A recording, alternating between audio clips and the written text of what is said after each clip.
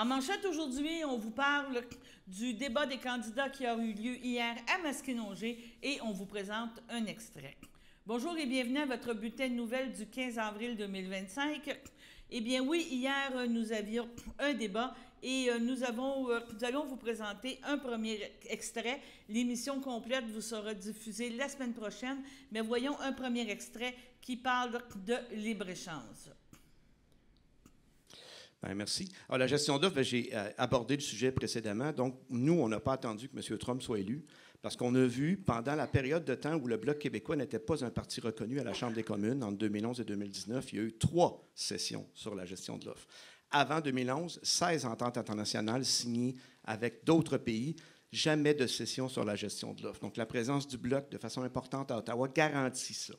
Nous, on est allé par loi parce qu'on est tanné des promesses politiciennes. On a suffisamment de respect pour les gens qui nous nourrissent, qui se lèvent le matin très tôt, qui se couchent le soir très tard, pour avoir le désir de les libérer des promesses politiciennes.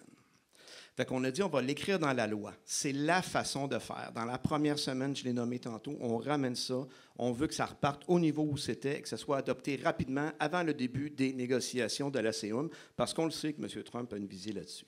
Mais au-delà de ça, la gestion de l'offre, c'est ce qui permet à nos campagnes d'être prospères. C'est ce qui permet de maintenir nos entreprises avec 80 vaches plutôt que 10 000 vaches. C'est une grosse différence. C'est ce qui permet que nos écoles de rang, nos écoles de campagne soient pleines. C'est ce qui permet que nos commerces de proximité continuent d'exister. On a besoin de la gestion de l'offre. On va être là pour se battre. Merci. Merci beaucoup, M. Perron du Bloc québécois. Toujours la même question, toujours le même thème. On est toujours dans le thème de l'agriculture. C'est maintenant au tour de Ruth-Hélène Brosseau du NPD. Je vous rappelle que c'est un tirage au sort qui a déterminé l'ordre de réponse des questions. Je veux remercier pour M. Perron pour sa présentation, mais aussi le travail du Bloc à la Chambre des communes pour le projet de loi. Puis je peux vous dire, si j'aurais pu représenter les gens, j'aurais déposé un projet de loi exactement dans la même forme pour protéger notre système de gestion de l'offre. L'agriculture, ce n'est pas juste notre système de gestion de l'offre, c'est vaste. Protéger notre agriculture, c'est protéger nos familles, nos racines, notre économie et notre avenir, notre futur. Je pense que le mot que j'ai dit plus souvent à la Chambre des communes, c'était le lait diafiltré, parce qu'on a eu des problématiques avec les États-Unis qui nous envoyaient de la poudre de lait diafiltrée. J'ai soulevé, je me suis battue corps et âme à la Chambre des communes. On peut regarder, le mot que j'ai dit plus souvent, c'est la protection de notre système de gestion de l'offre, mais il faut regarder plus globalement. On est en crise. Il faut protéger notre système de gestion de l'offre. Il faut aussi revoir nos accords commerciaux. Puis en fait, j'ai voté contre tous les accords commerciaux qui brimaient, qui avaient des concessions, qui ne respectaient pas la réciprocité des normes. Donc, il faut déposer, oui, un projet de loi pour la gestion de l'offre. La réciprocité des normes, ça veut dire que ça respecte les règlements, les normes environnementales, sociales qu'on a ici. Donc, on n'importe pas n'importe quoi. Puis, il faut aussi parler de la relève agricole. On pourra revenir un petit peu plus tard. Toujours le même thème. On parle d'agriculture. Donc, on parle de est-ce que c'est le temps de revoir la gestion de l'offre et comment repenser l'agriculture. Le sort a favorisé Elia Gomez du Parti populaire du Canada. Oui, donc ça, c'est un sujet très important pour le PPC. Je pense que vous le savez que Maxime Bernier en parle vraiment. Je vais essayer d'être assez simple. Dans le fond, la gestion de l'offre, ça touche les agriculteurs et les consommateurs. Et dans la circonscription, on a les agriculteurs et on a aussi les consommateurs. La gestion de l'offre coûte cher aussi aux consommateurs. Quand j'achète ma brique de lait, ça me revient beaucoup plus cher avec la gestion de l'offre. Puis les agriculteurs sont aussi gagnants. Pourquoi? Parce que dans le fond, si je retire la gestion de l'offre, je pense que je me suis mêlée, si je retire la gestion de l'offre et que j'essaie de passer au libre-échange, ça permet à l'agriculture de vivre de l'innovation. Moi, je vous ai dit tantôt que j'ai travaillé en gestion hôtelière. Aujourd'hui, je pense que vous connaissez tous la marque Danone, qui est une marque française. C'est un produit à base de lait. Ça vient de l'agriculture. Ils ont réussi à s'exporter. Aujourd'hui, ce qu'on a besoin au Canada, c'est de l'import et de l'export. On a besoin que le Canada soit plus riche, soit plus fort. Et pour cela, peut-être qu'on a besoin de remettre en question. Mais attention, si on fait le PPC avec la gestion de l'offre, Maxime Bernier est prêt à accompagner les agriculteurs avec du financement. On ne va pas les abandonner comme tels. Il y aura des milliards qui vont les accompagner entre 5 et 10 ans pour les accompagner. Merci. Je voyais qu'il y a certains candidats qui n'étaient pas d'accord, mais je vous répète qu'à la fin, vous pourrez réagir. C'est maintenant au tour de Daniel Simon de répondre à la question concernant l'agriculture. Je vous répète la question. Donc, est-ce que c'est le temps de revoir la gestion de l'offre et comment repenser l'agriculture? Alors, tout ça pour dire que j'ai des réponses, mais je suis un petit peu encore gêné pour parler en public. Donc, bientôt, il va y avoir d'autres vidéos là, qui vont être créées, qui vont être diffusées en ligne. Donc, pour le moment, qu'est-ce que je vais faire? Vu qu'on travaille en collaboration au Parti vert, donc ce que je vais faire, c'est que je vais donner quelques secondes qui restent à Mme ici présente pour donner la suite. Allez-y. La gestion de l'offre, on va peut-être avoir un débat plus tard sur l'importance de protéger de façon intégrale notre système de gestion de l'offre, parce que j'ai eu la chance de siéger avec Maxime dans le temps, puis on s'est pas mal battu. Moi, on n'est pas d'accord sur cette position-là. On ne veut pas investir, on ne veut pas des subventions. Les producteurs, les agricultrices, on ne veut pas de l'argent. Madame Brosseau, étant donné que Monsieur Simon n'a pas pris tout son temps, on va okay. Pour être équitable avec tout le monde, on va revenir avec le juste temps un petit peu plus tard. Donc, mettons, c'était marqué sur votre site web comme quoi on pouvait transférer les... j'ai pas vu cette information-là, je suis désolé. Mais on va revenir un petit peu plus tard. Juste question d'équité pour tout le monde, pour tous les candidats. On va y aller avec M. Bilodeau du Parti libéral du Canada. Êtes-vous prêt à m'accorder 30 secondes de plus de bonus? On vous donnera tout un 30 secondes de plus. Sérieusement, la gestion de l'offre, c'est un sujet qui est majeur. Je pense qu'on en est tous conscients ici devant vous aujourd'hui. La chose que je veux vous dire aujourd'hui, en ces quelques secondes, la gestion de l'offre, c'est assez simple. Notre chef Mark Carney l'a bien dit. La gestion de l'offre, c'est une ligne rouge qu'on ne touchera pas. C'est hors de question. À la suite de son appel avec M. Trump, M. Carney l'a bien dit, on n'y touchera pas. Merci. Merci beaucoup. On y va sur le 4e thème, je vous le rappelle. Oui. OK, bien, on va y aller avec un 30 secondes pour chacun sur le même thème qui est l'agriculture. Donc, M. Perron, on va y aller avec l'ordre qu'on avait tantôt d'établi. Là. M. Perron est allé en premier. Donc, M. Perron, allez-y pour un autre 30 secondes sur le même thème, l'agriculture et la gestion de l'offre. Merci. Alors, vous savez que, je pense que j'étais assez clair dans la gestion de l'offre. L'agriculture, il faut le voir comme un projet de société. C'est ce que nos représentants agricoles nous demandent. Moi, c'est en 3 volets. Résilience alimentaire, il faut qu'il y ait les conditions pour produire la main-d'œuvre disponible. Ensuite, il faut faire un partenariat environnemental. Les efforts qu'on demande, il faut les accompagner. Et bien sûr, la réciprocité des normes, super important. C'est un grand chantier. Madame Gomez.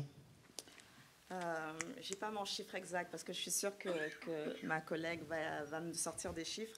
Mais la gestion de l'offre, c'est aussi beaucoup de paperasse. C'est comme, moi, en bureaucratie, ça me saoule la paperasse. Je ne suis pas pour vous. Mais tout ce que ça apporte là, on pourrait faire beaucoup plus simple. Et on pourrait avoir aussi des sous, gagner, innover avec l'agriculture, gagnant, consommateur, agriculteur. Merci. Donc, ce fut vraiment un débat très intéressant avec des personnes vraiment avec des visions très différentes. On parle de Stéphane Bilodeau, qui est le candidat pour le Parti libéral du Canada, Ruth-Hélène Brosseau, qui est la candidate pour le nouveau Parti démocratique, Ilia Gomez-Nelly, qui est pour le Parti populaire du Canada, Yves Perron pour le Bloc québécois, Daniel Simon, qui est pour Parti vert du Canada, et M. Peter Saliba, qui était pour le Parti conservateur, avait été invité, mais nous n'avons pas réussi à le rejoindre. Nous vous rappelons que la semaine prochaine, à compter de lundi, nous vous présenterons tous les candidats, une émission qui va les représenter de façon personnelle, qui connaîtra les candidats, et aussi on parlera des propositions politiques de chaque parti.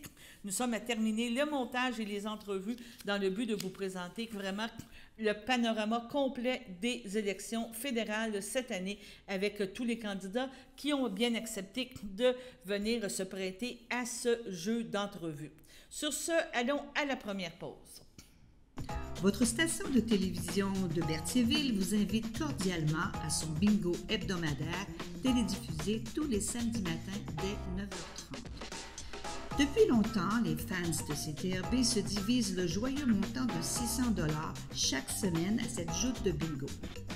N'oublions pas non plus le super bingo mensuel d'une cagnotte de 2000 $ que vous pourriez vous partager chaque premier samedi du mois.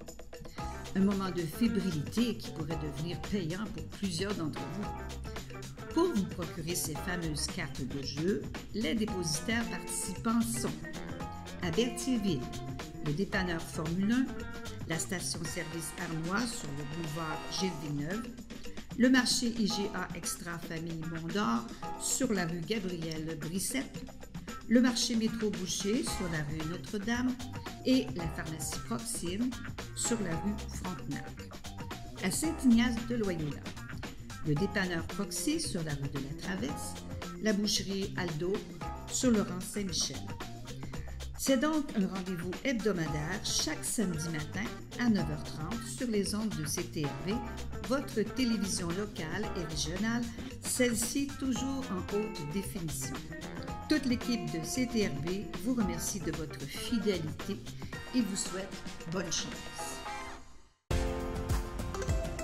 Vous êtes cordialement invité à l'Assemblée générale annuelle de votre caisse en mode présentiel. Vous pourrez y assister le mercredi 16 avril, dès 19h. Consultez le site Internet de votre caisse pour connaître tous les détails.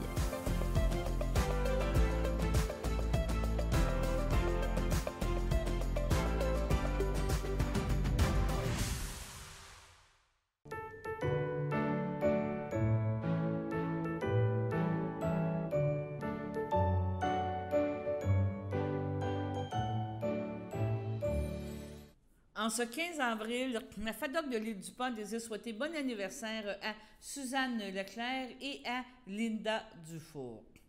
Maintenant, on vous parle de la MRC ainsi que de Développement économique d'Autrey, donc deux organismes qui sont bien implantés dans la communauté. Premièrement, Développement économique d'Autrey a accordé une contribution non remboursable de 10 000 $ au marché Madame S pour soutenir la relocalisation de son marché d'alimentation à Marneville. Ce projet, porté par Mme Amélie Sarrazin et M. Simon Beausoleil, a permis à l'entreprise d'agrandir son espace commercial et d'élargir son offre afin de répondre aux besoins grandissants de sa clientèle. Le 27 mars dernier, l'ouverture officielle du nouveau Bonichois marché Madame S a rassemblé de nombreux partenaires et membres de la communauté venus souligner cette étape importante dans le parcours de l'entreprise. Cette contribution a été octroyée dans le cadre du programme d'aide à l'émergence de projets d'entreprise de DEA. Ce projet démontre à quel point nos entreprises locales sont dynamiques et visionnaires. Nous sommes heureux d'avoir pu accompagner Mme Sarrazin et M. Beausoleil dans cette démarche qui renforce l'offre commerciale de proximité à Mandeville, de souligner M. Mario Frigon, représentant du comité d'investissement commun de DEA et maire de Saint-Gabriel de Brandon. Le lendemain, la députée de Berthier, Mme Caroline Proulx, a annoncé un appui supplémentaire de l'ordre de 150 000 $ à l'entreprise octroyé dans le cadre du programme Commerce de proximité du Fonds des régions et ruralités du ministère des Affaires municipales et de l'Habitation. Ce soutien financier s'inscrit donc dans un processus au cours duquel les entrepreneurs ont également pu bénéficier de l'accompagnement de DEA, donc de Développement économique d'Autrey. Donc, c'était vraiment une très bonne nouvelle. Et aussi, lors de la séance d'avril, le Conseil de la MRC a officialisé l'attribution de 7 500 $ à 3 organismes culturels locaux. Ce financement vise à soutenir les projets destinés à la valoriser et préserver les savoir-faire traditionnels propres à la MRC d'Autrey, tels que le fléché, le tissage et le gossage de cope. Le processus de sélection mené par le comité d'analyse a été enrichi par l'expertise de Philippe Jeté, intervenant en tradition vivante, qui a accompagné les organismes ainsi que la MRC tout au long de la démarche communautaire. Les projets appuyés seront menés par le Cercle des fermières de Saint-Norbert, le Club de Fléché d'Autrey, le Carrefour Jeunesse Emploi d'Autrey-Joliette et le Club des Massigosseux. Le Club de Fléché d'Autrey recevra un soutien financier pour l'organisation de formations avancées en fléché pour des gens ayant déjà une base qui pourront perfectionner leur technique et apprendre des motifs plus avancés.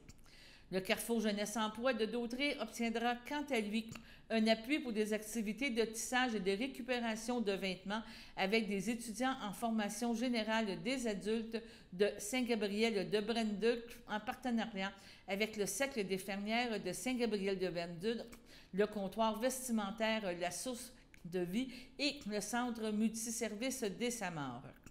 Le Club des Maxigosseux de Mandeville bénéficiera, tant qu'à lui, d'une subvention pour la tenue de plusieurs activités, notamment la création d'outils promotionnels comme une vidéo éducative pour de l'approvisionnement de matériel qui bonifiera les formations en gassage de cope. Je tiens à remercier les gens qui font un travail exhaustif pour s'assurer que les savoir-faire identitaires de notre territoire soient valorisés et se transmettent d'année en année, a mentionné Mme Sonia Desjardins, présidente du comité culturel de la MRC et mairesse de Saint-Norbert, par la voix de son communiqué de presse. Pour en savoir plus, vous pouvez aller voir sur le site de la MRC d'Autré dans la section Culture et patrimoine. On parle de « Pour la suite du geste, rassemblons-nous ». Il était possible exactement de consulter la section dédiée au patrimoine immatériel. Le 14 avril dernier, des locataires de Lanaudière ont exprimé leur indignation face à l'inaction des gouvernements sur la crise des logements insalubres dans la région. Cette escouade de logements sains, un comité de locataires lanaudois. Donc, la soirée a commencé par une perturbation à la séance du conseil municipal de Rawdon. Les participants ont exprimé haut et fort leur exaspération face à des conditions de vie qui mettent en péril la santé et la sécurité des locataires, demandant à leur élu de proximité de prendre leurs responsabilités dans la situation et de soutenir les citoyens et citoyennes, entre autres en effectuant des inspections dans les logements et en donnant des amendes aux propriétaires fautifs. La mobilisation symbolique a fait appel aussi à une deuxième interruption au conseil municipal de Saint-Charles-Borromée. Les locataires remarquent que plusieurs maires et mairesses sont propriétaires du parc immobilier dans Lanaudière, mais qu'ils refusent d'exécuter les devoirs qui leur sont confiés par le gouvernement provincial. Donc, ce fut vraiment une présentation, un organisme qui s'est présenté. Donc, les élus ont été sommés par l'escouade logement d'agir immédiatement pour protéger la santé et la dignité des citoyens locataires sans délai. Donc, vraiment une manifestation à suivre et nous pourrons regarder un petit peu les problématiques de logement que nous vivons dans la région. Sur ce, allons à la deuxième pause. Bonjour à tous, ici Yves Perron, votre candidat du Bloc québécois dans Berthier-Masquinongé. Dans les dernières semaines, je vous ai beaucoup parlé de moi, mais aujourd'hui, je vais vous parler des gens qui travaillent pour vous au quotidien, pour vous rendre service et pour vous diriger vers la bonne ressource. Depuis la dernière élection, c'est plus de 3004 passeports d'assurance-emploi, de pension de vieillesse, d'immigration, de cas à l'Agence de revenus du Canada ou de diverses autres questions où on vous a référé vers la bonne ressource qu'on a traité dans la circonscription. Quand on facilite les démarches des gens et qu'on s'occupe d'eux au quotidien et qu'on voit les résultats, on sait qu'on est à la bonne place. Au-delà de mon équipe professionnelle, que dire des équipes de bénévoles et de militants qui sont sur le terrain, qui, dès les premières heures du déclenchement, ont procédé à un affichage efficace, qui tâche de convaincre les gens autour d'eux et qui m'accompagnent dans mes déplacements. Ces personnes-là sont essentielles et sont convaincus de la cause qu'ils défendent. Ils ne comptent pas leur temps. C'est pour cette raison que je tenais aujourd'hui à vous présenter l'équipe, la meilleure équipe pour Berthier-Masquinongé, celle de Yves Perron et du Bloc québécois.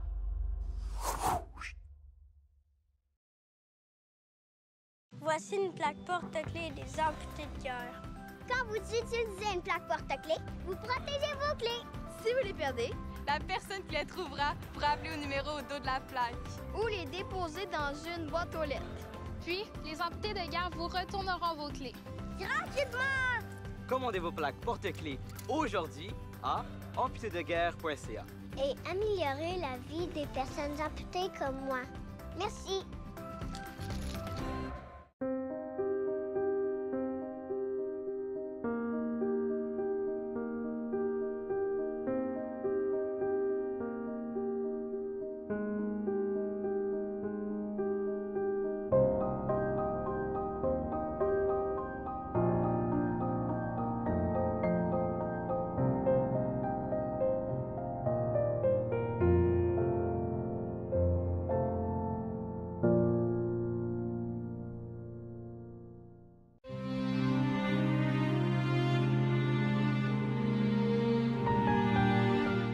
C'est avec une grande tristesse que nous annonçons le décès de M. Donald Latour, survenu le 3 avril au CHRDL de Saint-Charles-Borromée à l'âge de 73 ans. Fils de feu Elfège Latour et de feu Donalda Guévremont de Saint-Ignace de Loyola, homme d'une immense gentillesse, d'une grande beauté et rempli d'amour pour les siens, il laisse dans le deuil son épouse qu'il a tendrement aimée, Chantal Thibault, ses enfants qu'il a chéris avec fierté, Olivier Latour, Caroline Darvaux, Évelyne Latour, Simon Laforêt, ses précieux petits-enfants qu'il aimait de tout son cœur, Étienne et Olivia Latour, Théo, Florence et Laurent Laforêt, ses frères, beaux-frères et belles-sœurs, Michel Latour, feu Diane Valois, Roland Latour, feu Constance Latour, feu Florette Latour, feu Normand Latour, Albert Saint-Martin, feu Sylvette Latour, Jocelyne Blette, feu Yvon Latour, Maurice Cournoyer, feu Doris Latour, Thérèse Thibault, feu Jacques Gladu, Linda Thibault, Normand Destrampe, Robert Gladu, Michel Fortier, feu Sylvie Thibault. Il laisse également dans le deuil plusieurs neveux, nièces, autres parents et amis avec qui il a partagé de précieux souvenirs. Son souvenir empreint d'amour, de douceur et de bienveillance restera à jamais gravé dans le cœur de sa famille et de tous ceux qui ont eu le privilège de le connaître. La famille vous accueillera le samedi 19 avril dès 13h au complexe funéraire F. Thériault de Berthierville. Un hommage lui sera rendu le jour même à compter de 15h30 en la chapelle du complexe. Les cendres de M. Latour seront inhumées au cimetière de Saint-Ignace de Loyola à une date ultérieure. Vos témoignages de sympathie peuvent se traduire par un don à la Société d'Alzheimer de Lanaudière. Au CHDL Saint-Charles-Borromée, le 1er mars, à l'âge de 91 ans, est décédée Mme Lise Champagne, épouse de feu Albert Boisvert, demeurant à Berthierville. L'ayant précédé, Nicole Champagne, feu Benoît Roy, Paul Champagne, Fernand Champagne, Pierre Champagne, feu Jeanne d'Arc Cloutier. Elle laisse dans le deuil sa sœur Claire Champagne, feu Raoul Coulombe, ses neveux, ses nièces Jacques et Michel Leroy, Sylvain et Lolita Coulombe-Sicora, ainsi que plusieurs autres parents et amis. La famille vous accueillera le mercredi 23 avril dès 13h au complexe funéraire F. Thériault de Berthierville. Suivra une liturgie à la chapelle du complexe à compter de 14h30. Madame Champagne sera inhumée au cimetière de Saint-Zénon à une date ultérieure. C'est avec une grande tristesse que nous annonçons le décès de Mme Hélène Coulombe, épouse de feu Sarteau-Blais, fille de feu Joseph Hildège Coulombe et de feu Berthe Goulet. Le décès est survenu à l'hôpital de Joliette le 28 mars dernier à l'âge de 89 ans. Elle laisse dans le deuil ses enfants, Nicole Blais, Denis Jalbert, Guy Blais, Hélène Bourgoin, Luc Blais, Élise Coutu, Mario Blais, Sonia Franqueur, Sylvain Blais, Lynne Barry, Martin Blais, Nathalie Villeneuve, Manon Blais, Dino Ploude, ses petits-enfants et ses arrière-petits-enfants, son frère, sa sœur, Lucienne Coulombe, feu Lucien Mousseau, Denis Coulombe, feu Huguette Blais, Yvette Coulombe, feu Gilles Poisson, ses beaux-frères et belles-sœurs de la famille Blais, ainsi que plusieurs neveux, nièces, autres parents et amis. Pour ceux et celles qui le désirent, un don peut être fait à la mémoire à la Fondation pour la santé du Nord de Lanaudière. La famille de Mme Coulombe vous accueillera pour les condoléances le 26 avril dès 10h30 jusqu'à 14h au complexe funéraire F. Thériault de Berthierville. Au CHDL de Saint-Charles-Borromée, le 10 avril, à l'âge de 95 ans, est décédée Mme Georgette Guertin, épouse de feu Jean-Claude Valois, demeurant à Saint-Ignace de Loyola. L'ayant précédée Anita Valois, Daniel Courchaine, Chantal Valois, elle laisse dans le deuil ses fils Jean-Yves Valois, Daniel Baudry, Alain Valois, Lisa Guévremont, ses petits-enfants Sandra et Yann Courchaine, Frédéric et Karine Valois, Marie-Cœur et Carl Valois, ses 13 arrière-petits-enfants, sa belle-sœur Gabrielle Cusson, feu Louis-Gilles Valois, ainsi que plusieurs neveux, nièces, autres parents et amis. La famille tient à remercier le personnel du 3e étage du CHDL pour les bons soins. La famille vous accueillera le samedi 3 mai dès 11h au complexe funéraire F. Thériault de Berthierville. Suivra une liturgie à la chapelle du complexe à compter de 14h. Madame Guertin sera inhumée au cimetière de Saint-Ignace de Loyola le jour même. Au CHDL de Saint-Charles-Borromée, le 11 avril, à l'âge de 78 ans, est décédée Mme Michelle Corriveau, fille de feu Jean-Paul Corriveau et de feu Rita Brissette, demeurant à Saint-Charles-Borromée et native de Saint-Thomas. L'ayant précédé son frère Jean, elle laisse dans le deuil ses frères, sœurs, beaux-frères et belles-sœurs, Gilles Corriveau, Daniel Chevrette, Hélène Corriveau, Luc Gagnon, Marc Corriveau, Luce Chevrette, Daniel Corriveau, Claude Corriveau, Cécile Corriveau, Marc-André Beauchemin, Ninon Corriveau, Denis Rassette, Agnès Corriveau, Gérald Lalande, Édith Corriveau, ainsi que plusieurs neveux, nièces, autres parents et amis. La famille vous accueillera le dimanche 4 mai dès 14h au complexe funéraire Efterio de Berthierville. Suivra un hommage au salon à compter de 16h. Madame Michelle Corriveau sera inhumée au cimetière de Saint-Thomas à une date ultérieure. Au CHLD Le Piémont à Saint-Jean-de-Métal, le 10 avril, à l'âge de 63 ans, est décédé M. Louis Bissière, fils de feu René Bissière et de feu Madeleine Saint-Martin, demeurant à Saint-Ignace de Loyola et natif de Berthierville. Il laisse dans le deuil ses enfants, Laurie Buissière et son conjoint Georges Barrette, Simon Buissière et sa conjointe Frédéric Barrette-Perrault, ses petits-enfants Romane et Laurier Buissière, Vince et Donovan Barrette, ses frères Régent Buissière, Jocelyne Dessortes, Sylvain Buissière, les enfants de Régent Steven, Jason et Jeff Buissière, les enfants de Sylvain, Alison Kelly et Danica Buissière, ses oncles, tantes, cousins, cousines, autres parents et amis. La famille vous accueillera le samedi 10 mai dès 11h au complexe funéraire Efterio de Berthierville. Suivra une liturgie à la chapelle du complexe au compter de 14h30. Au CHLD Saint-Charles-Borromée, le 27 mars, à l'âge de 84 ans, est décédé M. Jean-Guy Clément, époux de feu Monique Rondeau, demeurant à Saint-Ignace de Loyola.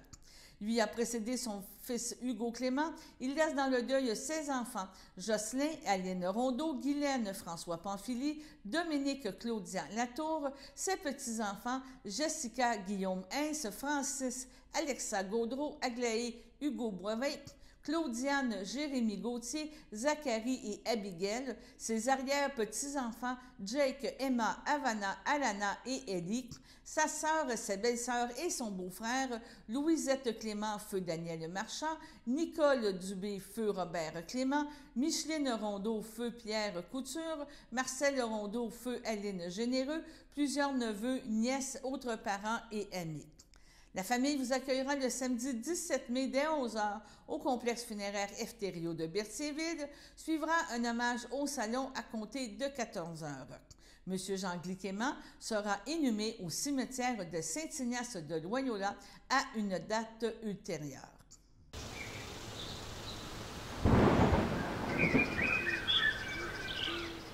Bienvenue à votre météo de cette semaine. Aujourd'hui, mardi soir, ce sera quelques averses. Une température de 7, un temps ressenti de 3, environ 1 mm de pluie. Mardi nuit, ce sera des risques d'averses. Une température de 3, un temps ressenti de moins 2, environ 1 mm de pluie. Mercredi matin, ce sera nuageux avec averses. Une température de 3, un temps ressenti de moins 2, moins de 1 mm de pluie.